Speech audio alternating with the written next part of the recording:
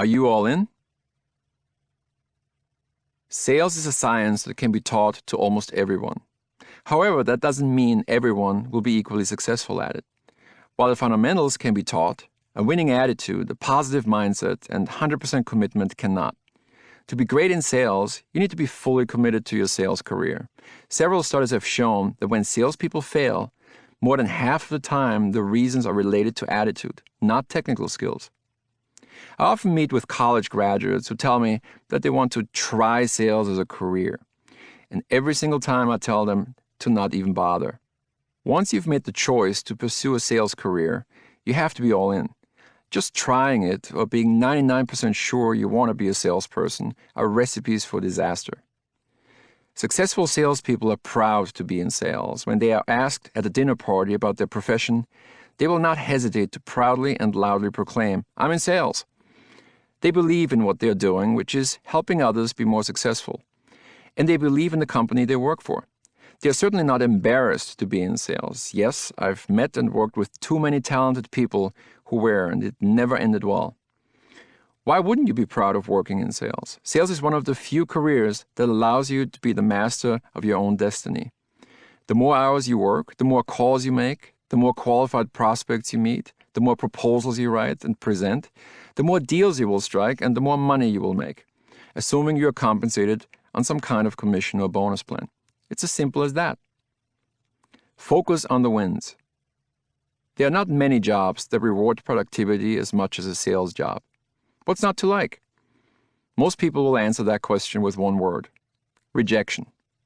And not just any rejection, constant, daily, maybe unfair and sometimes cruel rejection. Rejection can and will happen during every single step in the sales process. The hang-up on the first phone call, being turned down for a follow-up meeting, the dismissal of your concept or idea, the refusal to entertain more detailed price negotiations. Rejection happens all the time in sales. The question is how you deal with it. What sales champions understand is that what's being rejected is not themselves. They don't take it personally, understanding that rejection is part of the job.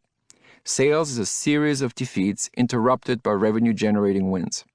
Salespeople who get too hung up on the defeats instead of remaining focused on the wins are the ones who get easily frustrated and potentially even burn out. Salespeople who stay positive throughout are the ones who eventually enjoy more and better client relationships. Once the enthusiasm about a closed deal sets in, all the rejection leading up to it is quickly forgotten. But I certainly don't want to sugarcoat it. Sales is hard. Many people can't deal with the uncertainty of wondering if a deal is closing or not, the fluctuating paychecks, the unexpected cancellations, and other obstacles that appear out of nowhere. However, rejection and uncertainty, taken together, are the main reason why salespeople make more money than most people who have to rely on a modest 2 to 3% annual cost of living raise. Know your limits. Not everyone is built to succeed in a sales hunter role, though. I've worked with many account managers who were excellent negotiators, provided incredible customer service, and were extremely well liked by their existing clients.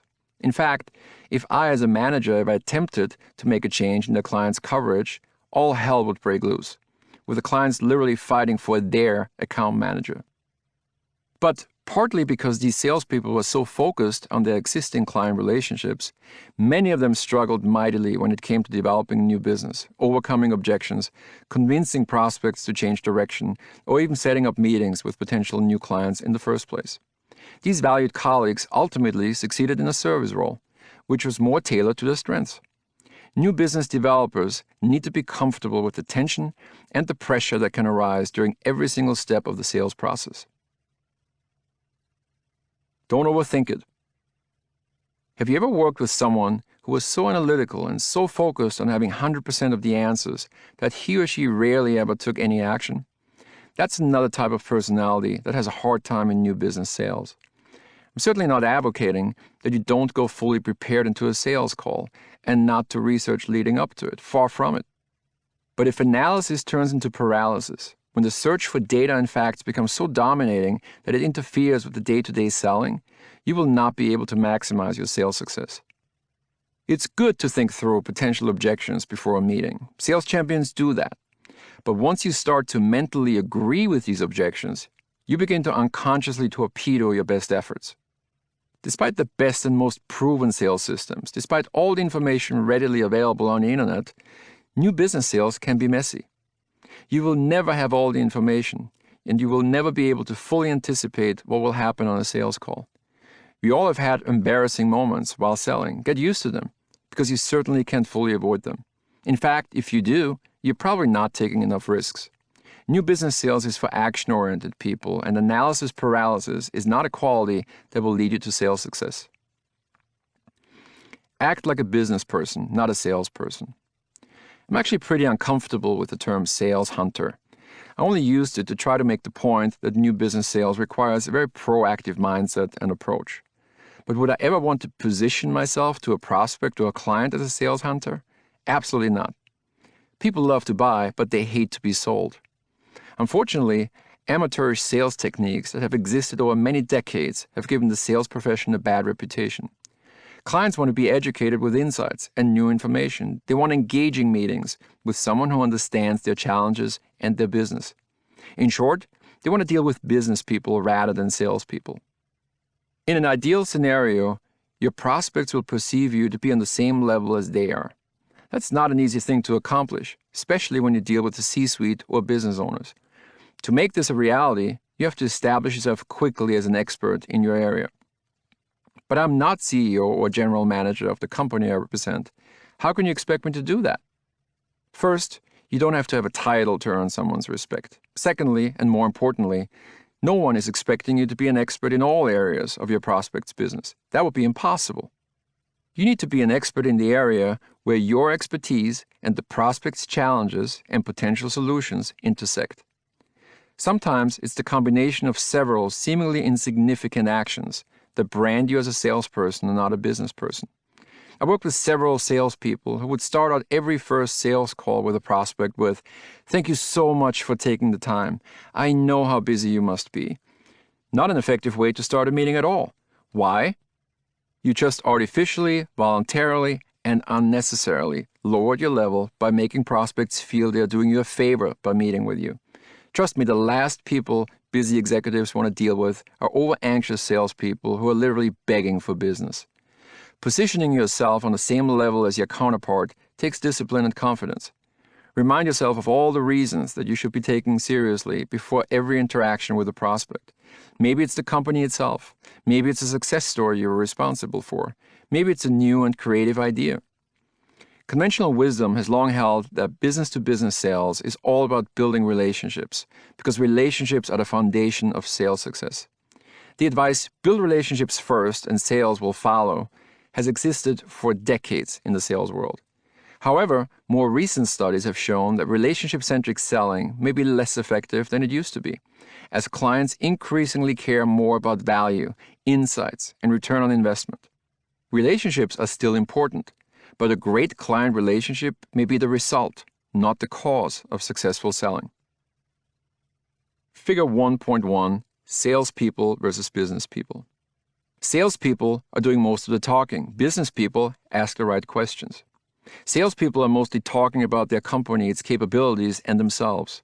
Business people challenge with insights and new information. Salespeople are trashing the competition.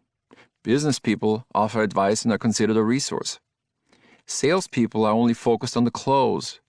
Business people are perceived as strategic partners, not vendors. Salespeople are begging for a test. Business people know that time is valuable and will only work on clear, mutually agreed upon assignments that include a budget figure and KPIs. Salespeople are talking about price, discounts, and special offers way too early. Business people come up with innovative solutions. Salespeople care only about hitting their monthly quota and not about the client's business. Business people determine early on how they can measure the results of their offerings at the client level. Salespeople overpromise and underdeliver. Business people execute and deliver on their promises. Salespeople use salesy language like exciting opportunity, one-of-a-kind idea, amazing offer, or we are number one, the best, the biggest, smartest, cheapest, quickest. Business people use terms like profit margin, return on investment, and competitive advantage. Salespeople think it helps the cause if you mention the prospect's first name as often as possible. Business people show confident body language, including a firm handshake and good eye contact. Mental toughness. Your mindset in approaching the sale will determine the outcome more than any other element of the sales process. If you're sitting down with a potential new client and think about all the reasons this prospect might have to not buy from you, most likely this will harm your sales results. If you wouldn't buy from yourself, why should anyone else? Instead, if you have a winner's attitude and visualize before you even meet with the prospect how you're making the sale, the way athletes visualize a win or a goal, your chances of making the sale will be much higher. Henry Ford said, whether you think you can or you think you can't, you're right. And if you don't believe Mr. Ford, heed the words of Michael Jordan, the greatest basketball player of all time. You have to expect things of yourself before you can do them. When coaching the iHeartMedia team in New York, one of my goals is to get the salespeople to actively visualize the call before they pick up the phone and reach out to a new prospect. What I want them to picture are not just the 850 radio stations they are representing, but the 277 million listeners these stations are reaching each month. They are visualizing the 277 million consumer relationships they are representing, and that they are willing to rent out to unaffiliated third parties like the prospect they are calling. With 277 million people, how can you not be self-confident? Thinking about your company, product, or service in that way can raise your confidence level.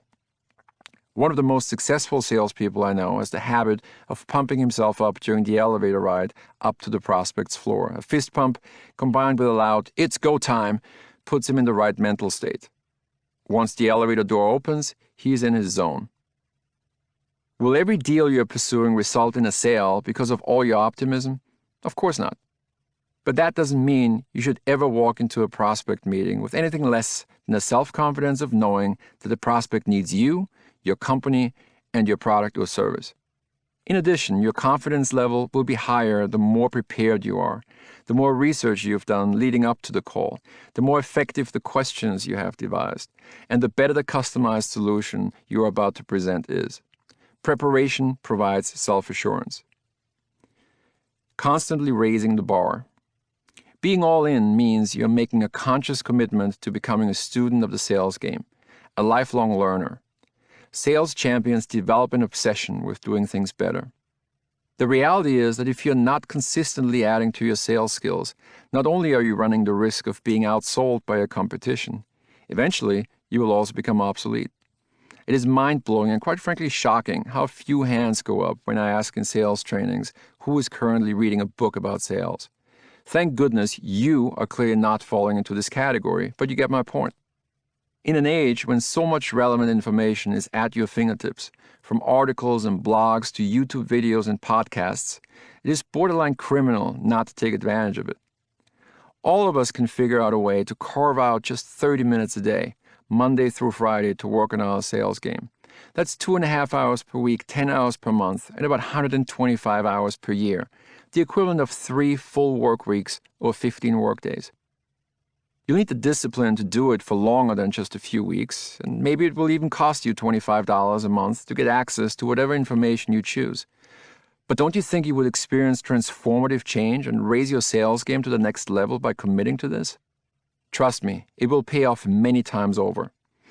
Dr. Bob Rotella, author of How Champions Think, tells the story of Paul Runyon, who won the PGA Golf Championship in 1934 and 1938. Then devoted his life to teaching golf with the same commitment and excellence he brought to competitive play. He never gave up trying to improve his own game, all the way into his 80s and even early 90s. One day, Paul was speaking at a convention for teaching professionals. He was by then around 90 years old. "Thank you so much for bringing me back. I'm thrilled to be here again this year," Paul began. "But I have to apologize to you.